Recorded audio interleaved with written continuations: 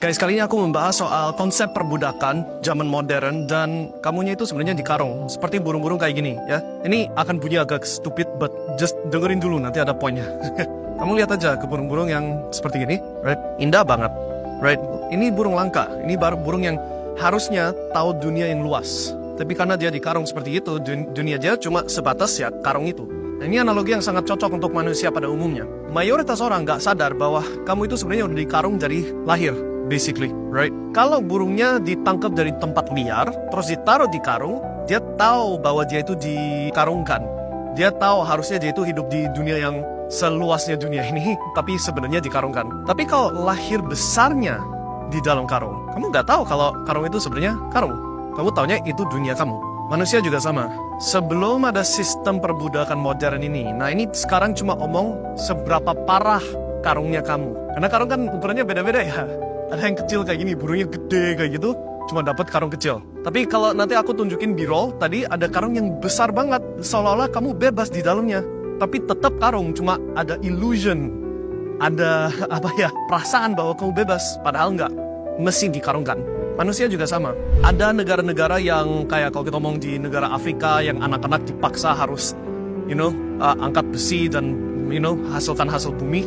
Tapi even di negara modern, even di negara maju, Australia, Amerika, Eropa, Indonesia, menuju tetap budak. Hanya saja budaknya itu beda, karungnya lebih luas, tapi mesti dikarungkan. Selama kamu harus lahir, besar, masuk sekolah, dididikin jadi pegawai yang entah itu pegawai atau pemilik usaha, tapi bagaimanapun kamu harus hadir, masuk kerja, harus berusaha untuk bisa tahan hidup besok. Kalau kamu seperti gitu, kamu budak. Sorry. Apa itu definisi budak versi saya? Bukan orang yang bisa dijual belikan, tapi seorang yang kerja, so keluar tenaga, keluar waktu, keluar effort untuk membangun sesuatu yang dimanfaatin sama orang lain. Itulah budak. Termasuk kalau kamu gajinya tinggi, terus kamu memutuskan mau beli rumah pakai KPR. Misalkan, yes, aku sudah punya sesuatu yang punya saya. Rumah. Salah. Okay. Selama rumah itu belum lunas, cicil ke bank, yang miliki dan yang pegang sertifikat asli yang ada kepemilikan asli atas rumah itu bukan kamu. Tapi siapa? Bank. Betul nggak? Kamu baca aja dokumen hutang piutang kamu, KPR kamu. Kamu itu tenant, lessee, lessor. Hubungan kamu seorang yang ada hak buat pakai apa yang sebenarnya milik bank. Terus kamunya harus cicil dengan bunga yang mana bunganya lebih tinggi dari inflasi yang asli. You're a slave. Itu kenyataannya. Ini omong pahit, tapi memang kenyataan. Kenapa aku omong kayak gini? Karena kalau kamu udah sadar kenyataan ini, itulah titik pertama kamu bisa keluar dari sistem ini. Termasuk saya sendiri juga sama kok. Saya dulu juga budak. Sekarang mungkin ada sifat budak sedikit, I don't know. Mungkin karung aku diluaskan lebih sedikit, tapi masih dalam karung. Maybe, I don't know. Tapi I feel jauh lebih bebas sekarang bandingkan 2 tahun lalu, 3 tahun lalu, 5 tahun yang lalu. That's true. Gak ada siapapun yang bisa paksa saya masuk kerja hari ini. Gak ada siapapun yang saya harus lapor hasil kerja saya. So aku gak ada board of directors, gak ada shareholders, gak ada siapapun yang aku harus bertanggung jawab. Gak ada apapun yang bisa maksa saya melakukan apapun yang aku gak mau. That's my life saat ini. Dan itu by design. Dengan niat, dengan effort, dengan usaha, saya bisa materialkan hasil gaya hidup seperti itu. Gimana caranya? Ya, yang pertama harus ada niat dulu. Itu yang penting.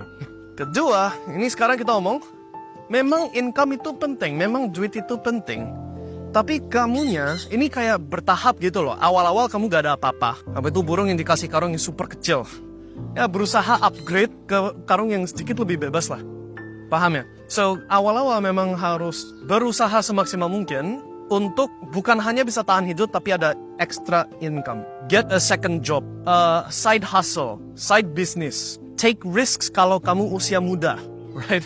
Kalau udah usia tua beda cerita, tapi kalau kamu usia muda, take risks. Karena resiko terbesar adalah nggak melakukan apapun. Kalau kamu nggak melakukan apapun itu resiko terbesar, karena kamu pasti budak terus sampai tua. Dan kalau udah tua makin susah. So kalau masih muda, take risks. Do the business. Do the idea yang kamu pikir ide yang bagus. Right? Hanya ke titik yang mana kamu ada extra duit buat bisa tarik nafas dan gak harus panik setiap hari masuk untuk tahan kerja, tahan hidup. Paham ya?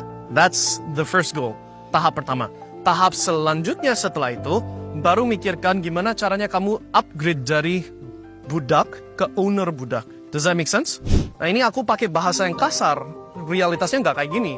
But itu analogi yang paling enak untuk disimplify. If you know that kamu mau jadi bebas, harus dapat hasil dari hasil kerja kamu, dari aset-aset kamu. Kayak contoh ini Bird Park, ini somebody's asset. Tanah ini budaknya somebody.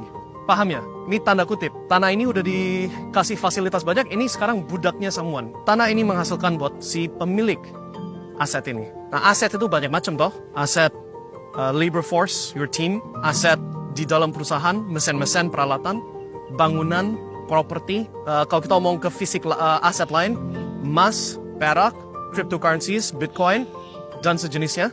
Paham? Ini semua aset-aset yang berpotensi bisa hasilkan kamu uang tanpa kamunya sendiri harus bekerja. Berarti kamu udah mulai masuk ke kategori bukan budak, tapi pemilik hasil kerja budak. Tadi kan aku udah bilang, definisi budak saya itu sedikit beda dari yang umum.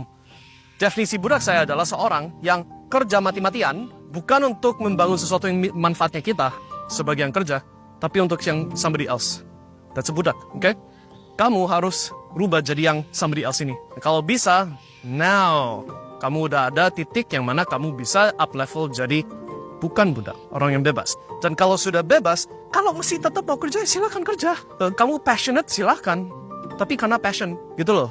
Ayah gak harus kerja, tapi aku suka. Aku suka kasih konten edukasi yang bikin orang bisa merubah hidup. Yang bikin orang bisa ambil keputusan yang bijak. Yang bikin mereka bisa makin kaya. That's fun. I like the transformation.